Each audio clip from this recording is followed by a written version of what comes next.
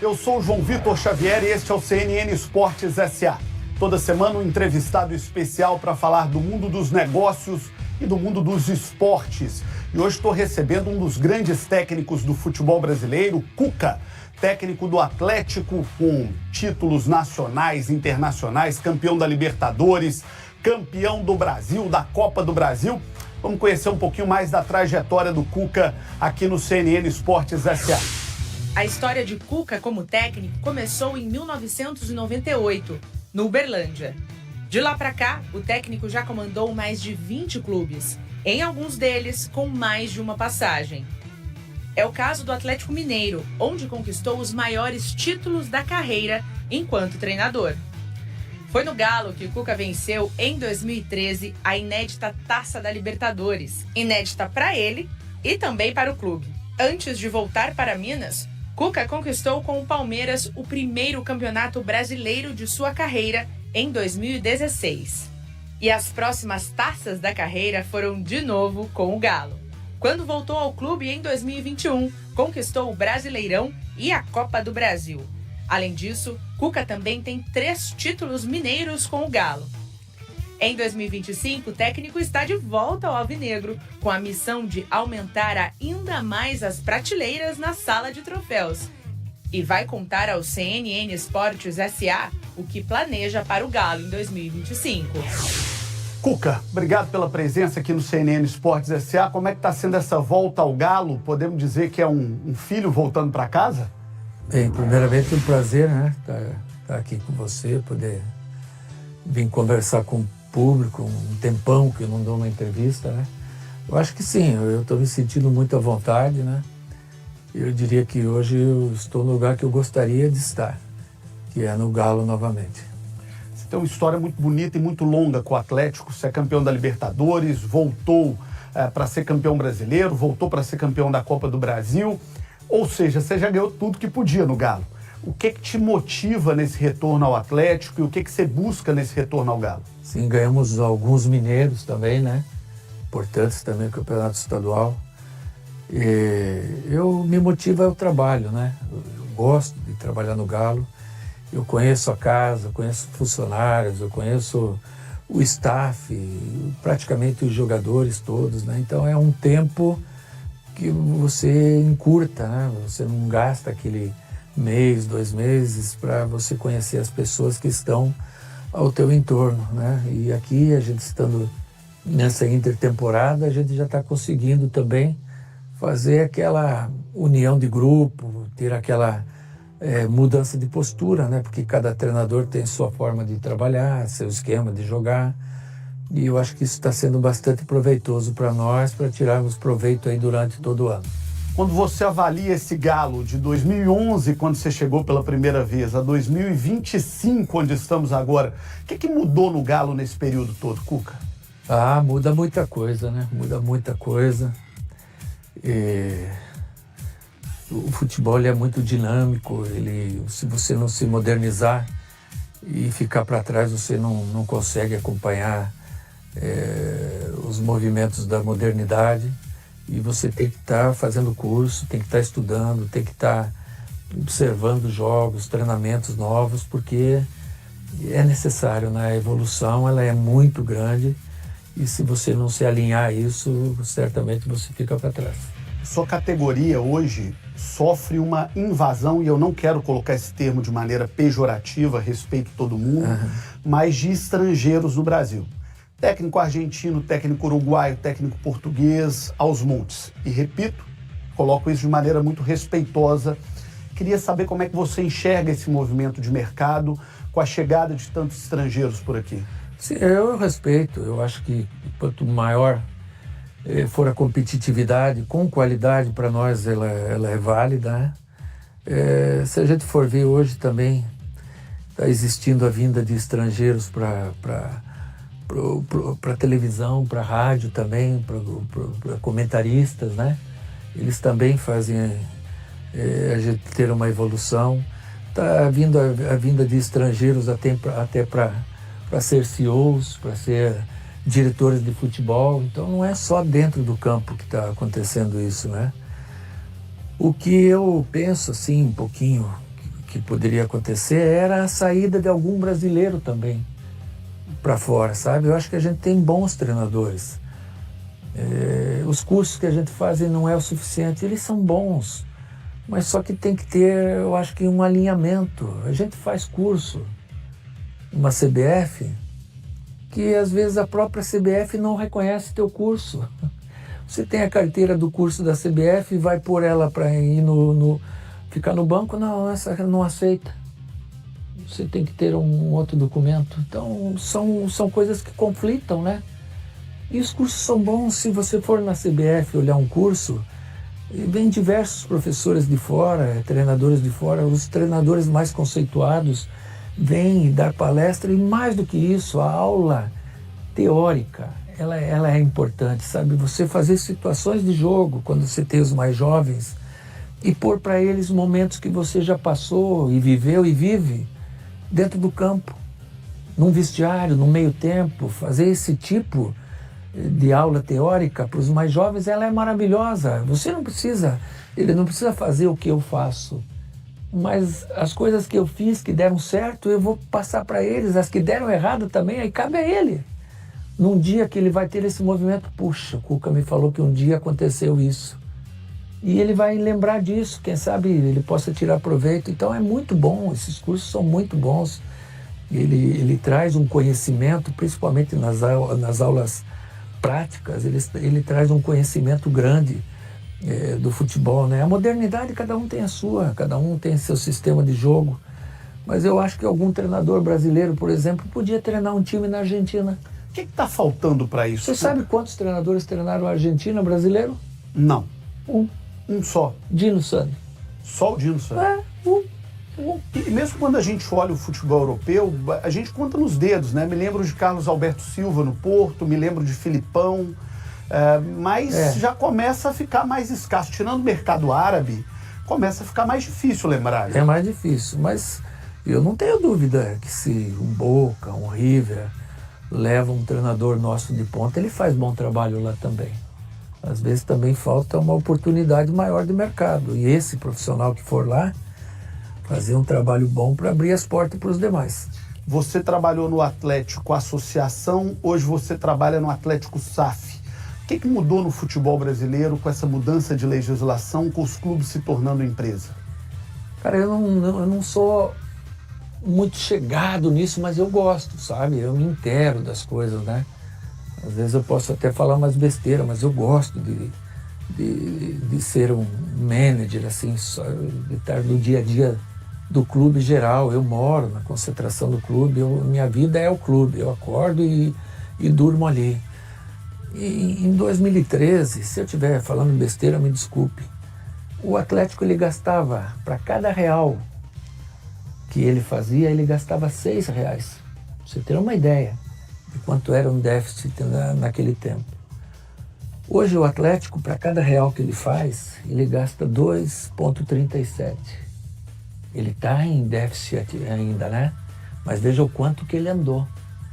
E a missão dessa SAF, a minha, enfim, do atleticano todo, é ter um plano autossustentável.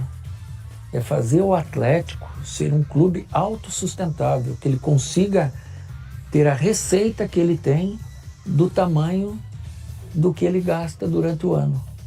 Como é que você faz isso? Primeiro você tem que chegar em finais importantes, como chegou ano passado e praticamente igualou a despesa com a receita. Graças à chegada na final da Copa do Brasil, a chegada na final da Libertadores, que isso dá um dinheiro grande. Aí você tem que ter a formação de atletas, que nós ficamos atrás. Hoje, quantos jogadores a gente tem aí na boca para fazer a venda? O Alisson. Quem seria o segundo jovem? Então esse equilíbrio ele tem que existir. Você tem que ter sempre 2 ou 3 jogadores pronto para fazer a venda, para no final do ano equilibrar. E isso a SAF está trabalhando em cima disso. Para isso a gente tem o SIGA, eles buscam incessantemente opções no mercado e principalmente mais jovens para você poder fazer a receita no final do ano, né? Mas para você ter esses jovens jogando, você tem que ter uma equipe formada Porque se o jovem entrar numa equipe bagunçada, ele não vai virar nada. Mas se ele entrar numa equipe formada, organizada, madura, você faz 1, 2 ou 3 jogadores por ano. Hoje, nós dispensamos 6, 7, 8 jogadores e a gente está pontualmente encaixando as peças que a gente julga necessária e que tem a disponibilidade de mercado de vir. Depois disso pronto, nós vamos trabalhar para fazer essa autossustentabilidade aí no nosso elenco, para o final do ano poder bater meta. No dia a dia, quando o clube tem dono, muda alguma coisa? E aí eu pego ao longo da carreira do Cuca, que passou por tantas equipes, por tantos clubes grandes, como é que é essa relação no dia a dia com o dirigente que você sabe que não é o dirigente do momento? Aquele pode ser o dirigente do clube para os próximos 20 anos. Como é que mudou essa relação no futebol, Cuca? Não, eu acho muito boa. Eu tenho um contato diário praticamente com o Rafael, que é quem está mais próximo comigo, né? Que é da diretoria. Eu tenho diariamente o Vitor do meu lado e o Vitor para mim o Vitor ele tem que andar aqui comigo o resto da vida. Né? Eu trouxe o Vitor do Grêmio, o Vitor me deu o maior título que eu tenho na vida, o maior do Galo. Lógico que não foi só ele, mas é aquele pezinho esquerdo dele. Eu brinco com ele que ele é o melhor goleiro que o pé que tem. Ele fica bravo comigo. E eu quero ajudar o Vitor nessa nova fase da vida dele, né? Eu não quero que as coisas estourem nele. E no futebol, quando as coisas não andam, um vai tirando peso e jogando pro outro. Ah, não veio o jogador, a culpa não é minha, não sei o quê. Eu quero estar junto com ele. Que a dor dele seja minha e que a vitória dele seja minha e vice-versa também. Para que ele tenha uma carreira maravilhosa aí como ele teve lá defendendo aquele pênalti. Agora, além de brilhar com o pé esquerdo, ele tem que brilhar também com a mão esquerda para assinar bons contratos. Como é que está sendo essa nova vida do Vitor como gestor de futebol? Não, está sendo boa, mas ele é novo ainda nesse ramo, né? Assim como um jogador, ele vai aprender atalhos aí que ele nem sabe que existe. E ele vai cometer os erros pela cabeça dele, os acertos, mas a gente procura blindá-lo, né? Formar elencos não é fácil. Você trabalhar com empresários também não é fácil. E ele é um cara tranquilo, só que a gente tem que entender que ele não é o dono da caneta, né? Ele vai dar a sugestão dele, vai fazer aquilo, mas precisa de uma canetaça lá na frente. Então, às vezes é o pessoal lá de cima que vai dar o suporte para ele poder ajudar eu a fazer um grande time. E esse grande time que o Vitor quer, que você quer e que, claro, o torcedor quer, o Atlético terá para esse ano? Qual que é a expectativa e a meta do Cuca para 2025? Onde esse galo do Cuca pode chegar? Bom, nós estamos fazendo as coisas pontuais, né? A gente não está saindo fazendo diversas contratações, inflando o plantel e depois vendo que tem demais em um demasiado setor e menos no outro setor. Então, nós pontualmente trouxemos o lateral direito, pontualmente trouxemos um atacante de velocidade, estamos buscando mais 2, 3 ou 4 alternativas para deixar essa equipe encorpada dentro do que eu falei há pouco, para depois você poder fazer jovens valores vir a desfrutar disso. Mas até você formar a tua equipe, encorpar, dar um plano de jogo, vai um tempo. Eu não saberia te dizer hoje assim, um mês e meio, porque na outra vez eu falei, me dá 10 dias e vocês vão ver. Por quê? Porque já estava formado o elenco. Não precisava contratar ninguém, era só o trabalho. Agora não é. Agora você tem o trabalho, mas ainda você tem que acabar de formatar a tua equipe. Você tem que equilibrar a tua equipe. A equipe tem que ter um pouco de tudo. Um pouco de categoria, um pouco de velocidade, um pouco de cadência de bola, um pouco de liderança. Então nos falta alguma coisa ainda para tornar essa equipe como a gente acha que ela deva ser. Depois que ela tiver contratada e vindo as peças, aí precisa mais um tempo para você adaptar tudo à sua maneira de jogar. Mas vai acontecer. E se a gente olhar o seu retrospecto no Atlético, talvez o ideal seja o tempo que você teve lá em 2011, você começa com 6 derrotas. Tem o segundo semestre inteiro, arruma o time em 2012, chega à zona de Libertadores para em 2013 colher o que você plantou em 2 anos, ou 1 ano e meio pelo menos. Né? Colheu 13, 14 e o 15. Exatamente. Colheu tudo. E você, naturalmente, depois você vai ter que refazer, porque o jogador, ele cansa, ele desmotiva, você tem que ir mesmo em time ganhador e ir reformando. Isso acontece muito. E o Atlético de 21 foi legal demais, 22, 23, agora tá havendo essa reformulação. Essa reformulação ela tem que durar mais 3, 4 anos e assim vai seguindo. Você deixou o Atlético depois do título de 21. Depois você volta no segundo semestre de 22. Todo mundo pergunta, por quê? Quero, claro. Cara, eu estava com a minha mãe no hospital e ela estava de prona, porque ela não respirava mais, ela estava entubada e haviam 40 dias que ela estava assim. E o médico me levou dentro da UTI e o Atlético não me esperava mais. Cuca, não dá para esperar, ou você vai ou não dá. E eu quero ver minha mãe. E eu, o doutor Constantini. Cuca, tua mãe é difícil, às vezes a gente pega uma rua sem saída, acho que ela pode ter pegado essa rua. E eu olhei para minha mãe, assim, você sabe como é. E ela de prona, entubada, e eu falei, doutor, o Atlético não me espera mais. O que eu faço? Ele falou, eu não sei o que você vai fazer, mas eu sei o que tua mãe faria. Ela não ia sair dessa porta aqui enquanto você não saísse daqui. Ele quiser. Eu vim, assim mesmo. Cheguei no aeroporto, eu não consegui pegar o avião. Eu disse, Caetano, eu não consigo. Ele falou, vem aqui, só assinar. Eu fui. E eu fui assinar, daí eu fiquei. Pô, eu rezei tanto, fiz tanta promessa para Deus. E uma das promessas para Deus que eu fiz, a Nossa Senhora, era que eu ia pôr a faixa de campeã nela dentro do Mineirão. E esse dia chegou. E Deus foi tão bom para mim que minha mãe estava lá andando. Eu fiz 800 camisas de Nossa Senhora, eu dei pro Luizinho, pro Reinaldo, pro Éder, pro Cerezo, todos nós distribuindo a camisa de Nossa Senhora ao redor do Mineirão. E minha mãe pegando a medalha minha dentro do Mineirão, 50 anos que o Atlético não ganhava. E eu tinha falado que eu ia cuidar dela, que eu não ia deixar ela em cadeira de roda, que eu ia cuidar. E eu cumpri minha promessa. Eu saí quando fui campeão e fui cuidar dela. Fui na natação com ela toda manhã. Fui na fisioterapeuta levar a mãe toda manhã. Hoje ela está andando, está boa. E eu vou trazer ela no Mineirão esse ano de novo, se Deus quiser, por mais uma medalha. Por isso que eu saí. E são as histórias que muitas vezes a bola não conta, né? E que naquele momento, às vezes, não é possível contar também. Não tem como, né? Eu não ia falar nada nisso aí, mas falei, pronto. Mas eu tenho certeza que você não se arrepende. Não me arrependo.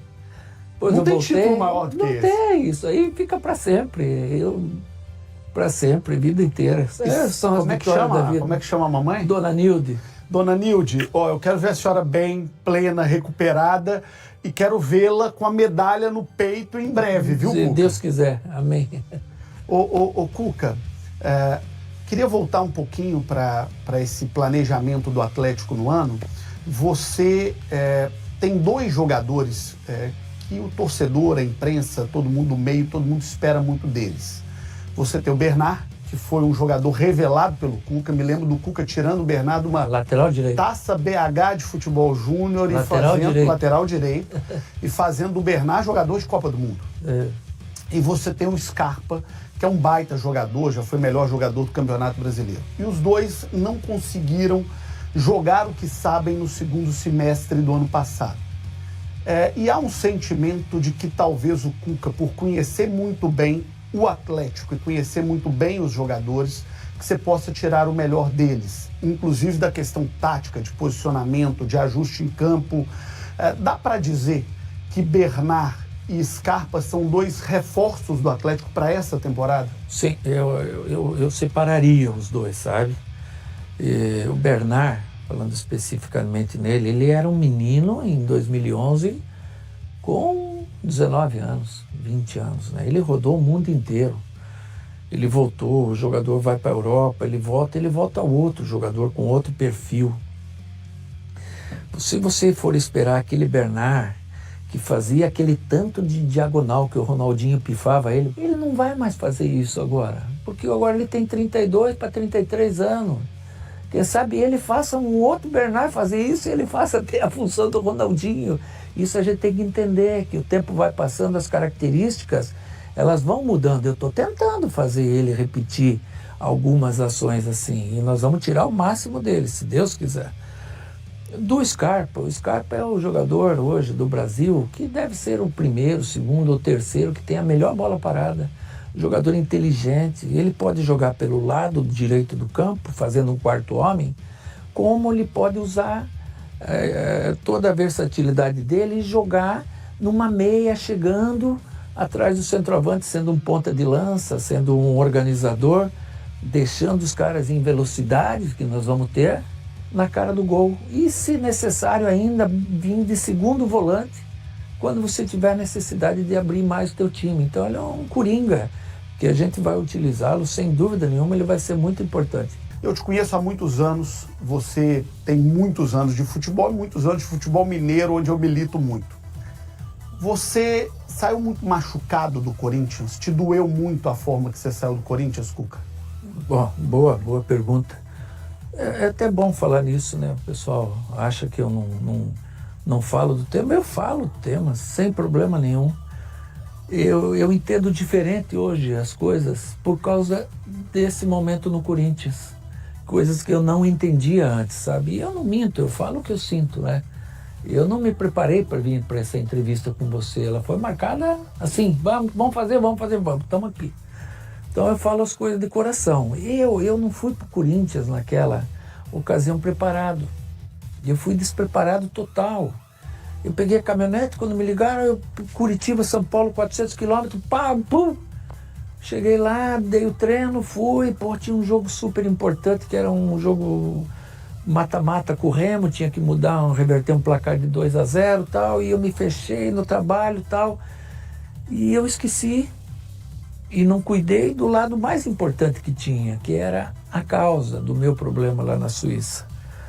Então eu fiquei muito vulnerável naquele momento, enquanto eu me fechei todo para o jogo, e eu faria igual, eu ia me fechar para o jogo, mas eu poderia ter ido mais preparado, podia ter me preparado melhor para falar do tema, não me preparei, e para mim foi um dia muito difícil. Acabou o jogo, nós classificamos, e eu, na saída do jogo, já falei que não ia ficar, porque naquele momento eu entendi que eu tinha que arrumar minha vida fora do campo. E eu não medi esforço, João. Eu reuni com o meu representante, eu contratei os advogados do Brasil, lá de fora. Eu fui atrás, eu não fui atrás de uma anulação de processo. Eu fui atrás de um novo julgamento. Qual a chance tem de sair absolvida, doutora? 100%. Então vamos reabrir. Pessoal da vocês, por que você vai reabrir um caso que está extinto, que não existe mais, a vítima não existe mais? Porque eu preciso reabrir, coisa pessoal, coisa minha. Tentamos tudo o que foi possível e o que conseguiu-se foi uma anulação no processo e, entre aspas, né, findou um processo. Mas assim mesmo eu ainda não me sinto bem, porque eu poderia ter cuidado disso melhor, sabe? O tempo foi em 87, mas o tempo que isso ficou parado, morto, eu não sabia que ele ia ressurgir assim como ressurgiu em 2019, 2020, depois da pandemia, mais forte ainda, mas eu devia ter cuidado melhor. Devia ter ido atrás, naquele tempo, quem sabe eu tivesse conseguido um julgamento. Eu não recebi carta que ia ter um julgamento, que ia haver o julgamento, o processo. Nunca fui intimado aí, não tive advogado lá, e era isso que eu tentava explicar. Isso passado agora, o que eu me sinto? Eu me sinto na obrigação, como homem, como pai, que eu sou da Maiara, da Natasha, como avô que eu sou do Ravi, como avô que eu sou da Eloá e do Alex Neto, que está nascendo agora, que a Mayara está me presenteando com o meu nome, é de eu fazer alguma coisa pela causa, sabe? É de eu lutar um pouco mais pelas mulheres. A minha família é toda de mulher. Eu acho que a gente tem que ter esses direitos iguais. Eu quero isso para minha filha, para minha neta, para minha irmã, para todo mundo. O nosso meio, ele é muito machista. Futebol, assim, quando eu estou num papo assim que surge um machismo disso, eu estou evitando ficar. E eu acho que isso é uma dica para muita gente. Para a gente ter um mundo com mais equidade, sabe? Eu lá no Atlético, nós reunimos no auditório todo, foi muito legal, todos os times de futebol de Curitiba, Atlético Paraná e Curitiba, o masculino, o feminino, toda a categoria de base, não deu para pôr mais porque não cabia mais. Foi discutido, levamos um pessoal bacana de São Paulo, umas mulheres, foi muito legal. Discutimos o tema, falamos o que te incomoda do homem, o que te incomoda da guria, ela isso, e no meio de risada aquilo, cada um desabafando com o outro, foi muito bacana. Isso eu quero fazer mais, quero poder fazer no América, com o Cruzeiro, com o Atlético, para a gente poder dar essa nivelada na juventude, citar-se como exemplo que a gente pode ser, pode tirar desse caso aí lições que para o futuro possam servir para muitos jovens, sabe? O meu instituto lá em Curitiba, que eu cuido também lá junto com a prefeitura, ampliar ele junto com o Instituto Galo para cuidar também desses temas. Cursos que a gente promove, árbitras de futebol, foram 15 árbitras formadas lá em Curitiba, quem sabe amanhã a gente tenha uma nova árbitra por aí, graças a esse incentivo. Então são coisas que eu como homem posso fazer também e servir de exemplo para outros também seguirem, para a gente ter uma sociedade com mais equidade, com mais igualdade de gênero. Você diria que hoje você é um militante por essa causa? Eu sim. Eu diria que sim, mas eu quero ser mais, sabe? Eu não sou um feminista, não sou mas um ativista, assim, mas eu quero lutar mais pela causa da igualdade, da equidade, porque eu represento também não só a minha família, mas muitas pessoas que precisam dessa ajuda também. Nós, como homens, estamos passando por uma mudança geracional também, né, Cuca? Não posso dizer por todos os homens, mas de uma maneira geral, nós fomos criados numa cultura mais machista. A nossa sociedade, historicamente, sempre foi assim. E o meio que nós vivemos, que é o meio do futebol, é um meio historicamente muito machista. Vale lembrar que até os anos 70 a mulher não podia jogar, a mulher não podia apitar, a mulher não podia participar do mundo do futebol.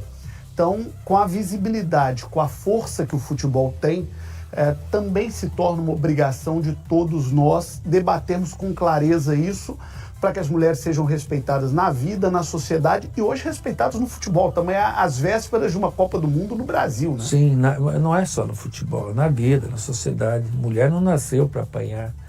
A gente tem casos de violência aí, de cada 10 minutos está acontecendo uma violência contra uma mulher. E eu não quero que aconteça isso para minha filha. Se o marido dela fizer isso para ela, ele vai ter que se ver comigo. Sabe?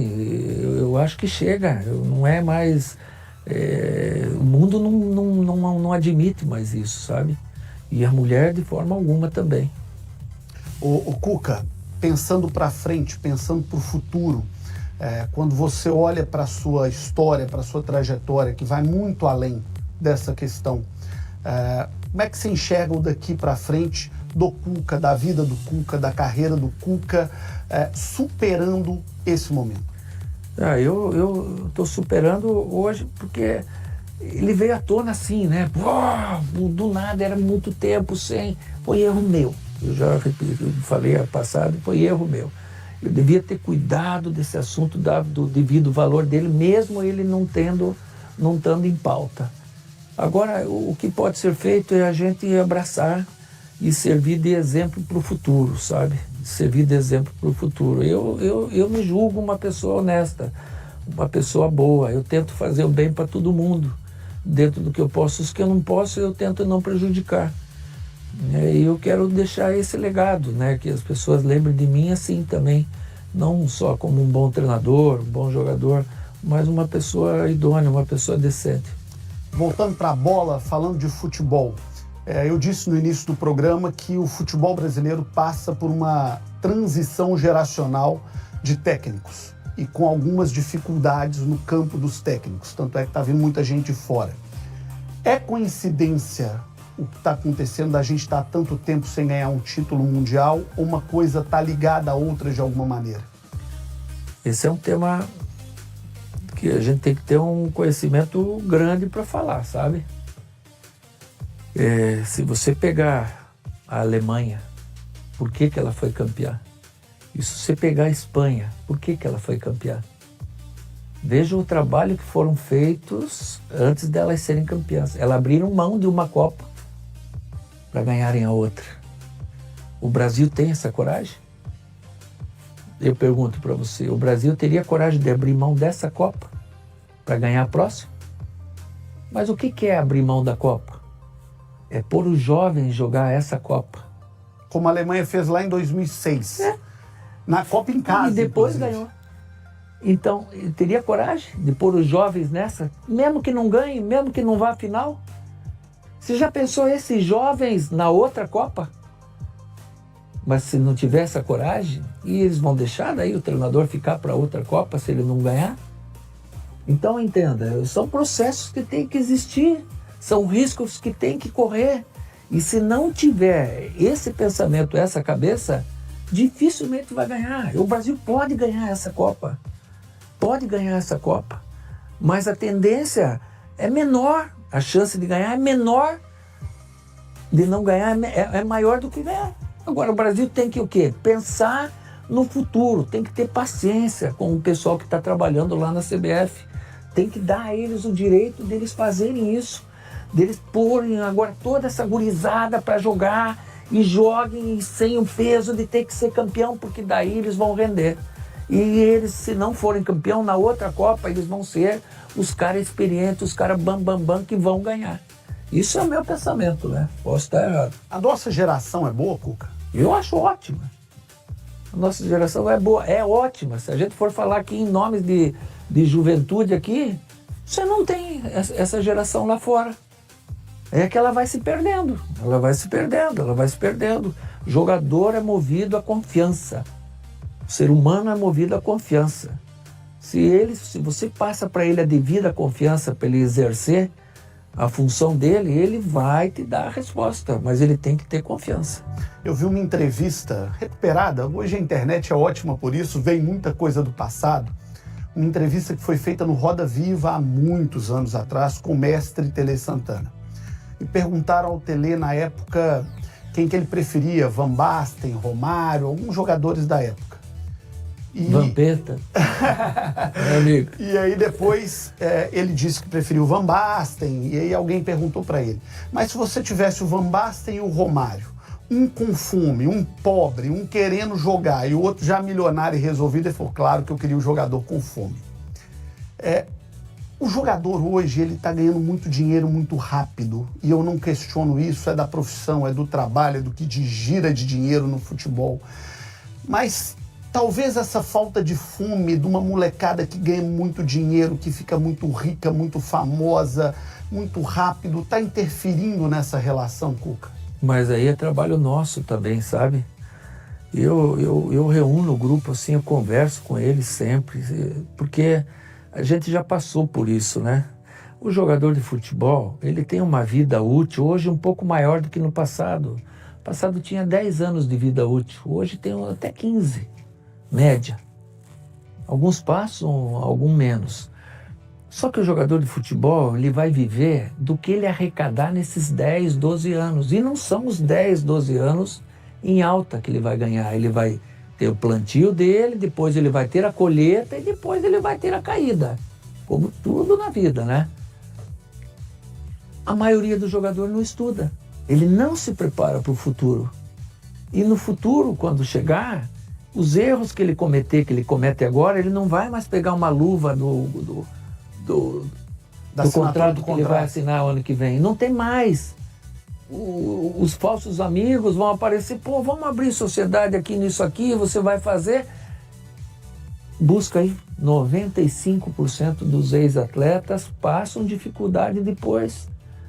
Os que melhores saem são aqueles que têm uma estrutura melhor, que conseguem diversificar dentro do processo que ele está ganhando, é o investimento. Vou fazer uma carta de aluguel, é a minha obrigação falar isso com o jogador, porque eu já passei por isso. E se eu não fosse treinador, eu ia passar a dificuldade que o jogador passa. Você está dizendo que quando você era jogador, o que você ganhou... Eu ia passar dificuldade.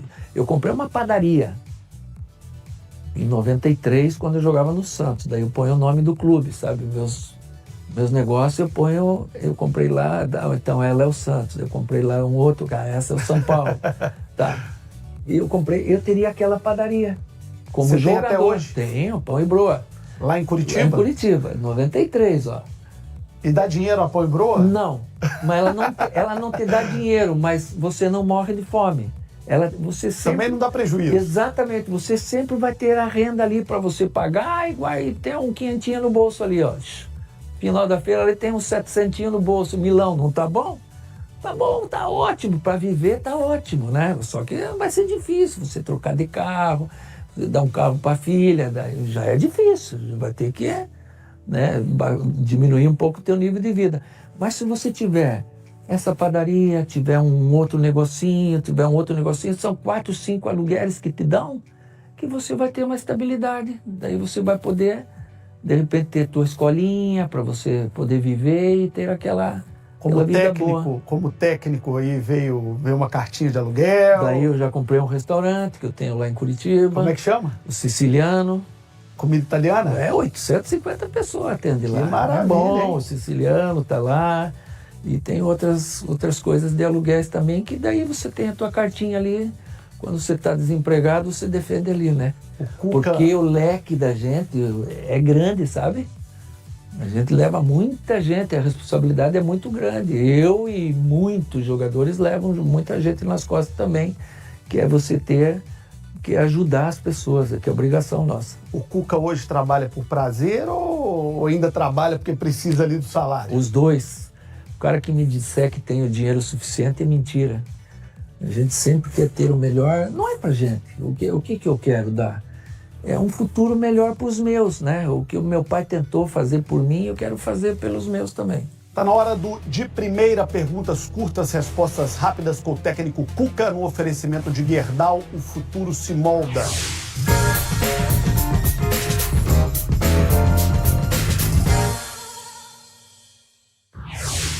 Um ídolo. Zico. Melhor técnico que o Cuca conheceu.